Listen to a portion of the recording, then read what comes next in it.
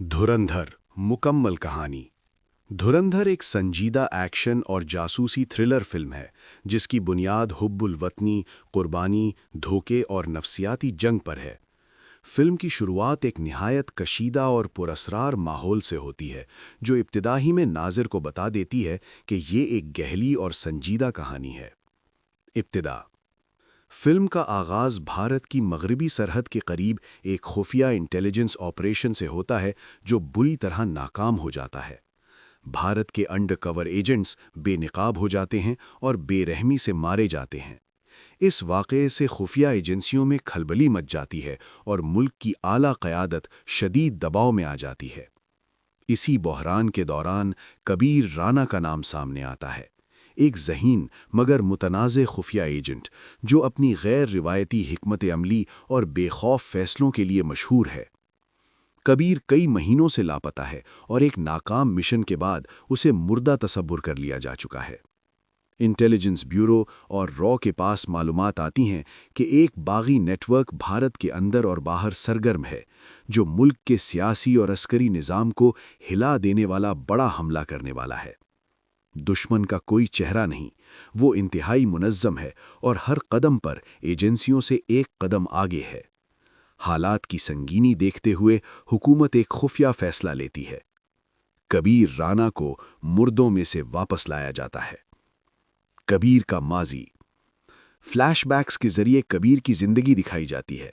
वो कभी एजेंसी का सबसे काबिल और काबिल एतमाद अफसर था जिसे धुरंधर कहा जाता था, यानी ऐसा शख्स जो ताकत से नहीं बल्कि अक्ल और चालाकी से दुश्मन को शिकस्त दे। कबीर की तबाही उस वक्त शुरू हुई जब उसने एक गैर मुल्की मिशन में मासूम शहरियों को बचाने के लिए अहकामात की मुखालिफत की। इखलाकी तौर पर दुरुस्त होने के बावजूद इस फैसले से खुफिया नेटवर्क बेनकाब हो गया और बड़ा नुकसान हुआ।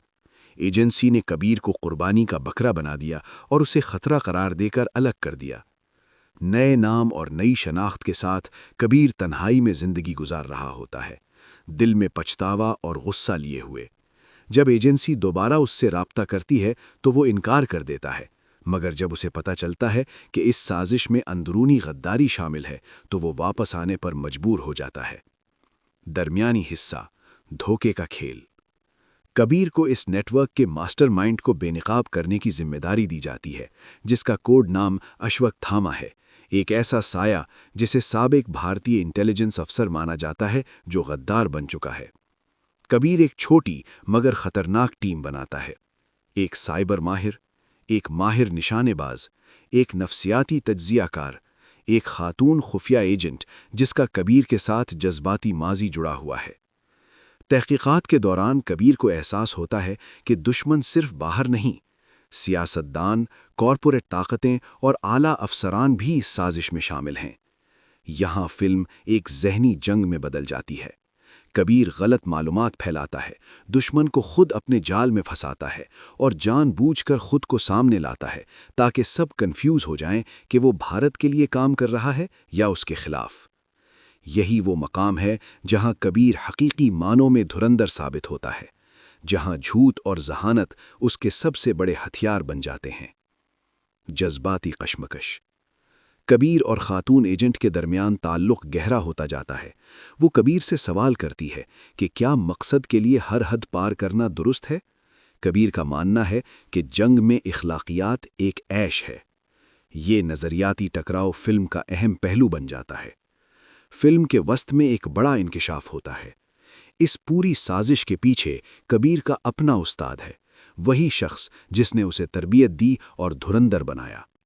उस्ताद का मानना है कि जमहूरियत कमज़ोर है और मुल्क को मजबूत बनाने के लिए कंट्रोल्ड इंतशार ज़रूरी है। वो कबीर को अपनी सबसे बड़ी तख्लीक और आखिरी मुखालिफ समझता है। दूसरा हिस्सा नकाब उतरते हैं। कबीर को एक बड़े कत्ल के इल्ज़ाम में फंसा दिया जाता है और वो भारत का सबसे बड़ा मफरूर करार पाता है। एजेंसी सरकारी तौर पर उससे लाताल्लुक़ी ज़ाहिर कर देती है, मगर अंदरूनी तौर पर उसे काम जारी रखने देती है क्योंकि वही आखिरी उम्मीद है। अब कबीर न सिर्फ दुश्मन बल्कि अपने मुल्क के लिए भी खतरा बन चुका होता है। आहिस्ता आहिस्ता वो नेटवर्क को तोड़ता है, माली चैनल्स बेनकाब करता है, खुफिया एजेंट्स को नाकारा बनाता है, میڈیا کے ذریعے پھیلائے گئے جھوٹ کو پلٹ دیتا ہے، مگر ہر کامیابی کی قیمت ہوتی ہے۔ اس کے ساتھ ہی ایک ایک کر کے مارے جاتے ہیں اور فلم کا لہجہ مزید تاریک ہو جاتا ہے۔ یہاں کوئی آسان وکٹری نہیں۔ کلائمیکس: فلم کا آخری حصہ بھارت میں ہونے والی ایک عالمی کانفرنس کے دوران ہوتا ہے۔ دشمن کا منصوبہ سامنے آ جاتا ہے، ایک بڑا حملہ جو خانہ جنگی، بیرونی جنگ اور آمریت کا جواز بن جائے۔ کبیر کا سامنا اپنے استاد سے ایک ویران فوجی اڈے پر ہوتا ہے۔ دونوں کے درمیان نظریاتی اور ذاتی مکالمہ ہوتا ہے۔ استاد کہتا ہے، تم لوگوں کی حفاظت کے لیے نہیں بنے تھے، تم طاقت کے خیال کی حفاظت کے لیے بنے تھے۔ کبیر پہلی بار اس سوچ کو رد کر دیتا ہے۔ اسے احساس ہوتا ہے کہ انسانیت کے بنا انٹیلیجنس ظلم بن جاتی ہے۔ ایک سخت اور حقیقت پسند مقابلہ ہوتا ہے، بنا کسی غیر ضروری ایکشن کے، صرف عقل اور قوت ارادی کی جنگ۔ کبیر اپنے استاد کو شکست دے دیتا ہے اور پوری سازش کو عالمی سطح پر بے نقاب کر دیتا ہے۔ اختتام: حملہ آخری لمحے میں روک لیا جاتا ہے، سازشی گرفتار ہو جاتے ہیں، مگر کئی طاقتور نام خاموشی سے مٹا دیے جاتے ہیں، جو نظام کی تلخ حقیقت دکھاتا ہے۔ کبیر زندہ بچ جاتا ہے، مگر ایجنسی میں واپس آنے سے انکار کر دیتا ہے۔ آخری منظر میں وہ ایک بار پھر گمنامی کی طرف لوٹ جاتا ہے۔ سرکاری ریکارڈ سے اس کا وجود مٹا دیا جاتا ہے۔ ملک محفوظ ہے، مگر کسی کو معلوم نہیں کہ اسے کس نے بچایا۔ فلم اس جملے پر ختم ہوتی ہے: حقیقی دھرندھر کبھی یاد نہیں رکھے جاتے، وہ صرف یہ یقینی بناتے ہیں کہ لوگ آزادی کو یاد رکھ سکیں۔